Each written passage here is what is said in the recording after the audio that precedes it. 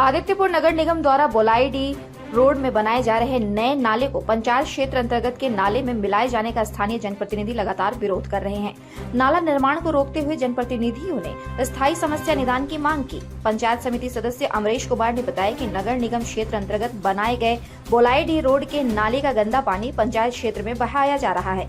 लगातार नगर निगम आयुक्त समेत प्रशासनिक अधिकारियों को मामले से अवगत कराया गया है, बावजूद इसके स्थायी समाधान नहीं हो रहा है।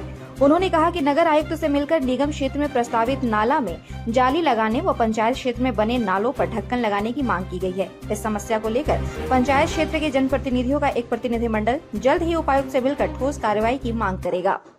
नाले को अधूरा छोड़ा गया, उसको बढ़िया नाला तक करे और पूरा नाला में कवर करे पूरा, और जहाँ तक एनएस एरिया खत्म होता है वहाँ एक तो सीवरेज बना के वहाँ से कचरा उठा ले और हमरा नाला में जाली लगा दे। पानी के लिए हम लोग रोक नहीं है, हम लोग विकास विरोधी नहीं है, लेकिन हमारा अस्थायी समाधान करना ही पड़ेगा। अस्थायी समाधान देगा, उसके बाद ही हम लोग अनिश्चित काल के नाला के निर्माण को बंद करेंगे।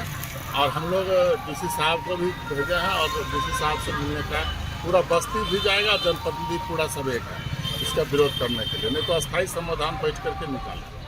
अगर अस्थायी समाधान नहीं होता है नगर निगम के द्वारा तो फिर आगे धरना प्रदर्शन करेंगे। धरना प्रदर्शन से बाज नहीं आएगा, पूरा आदमी आक्रोशित है, उससे बाज नहीं आएगा।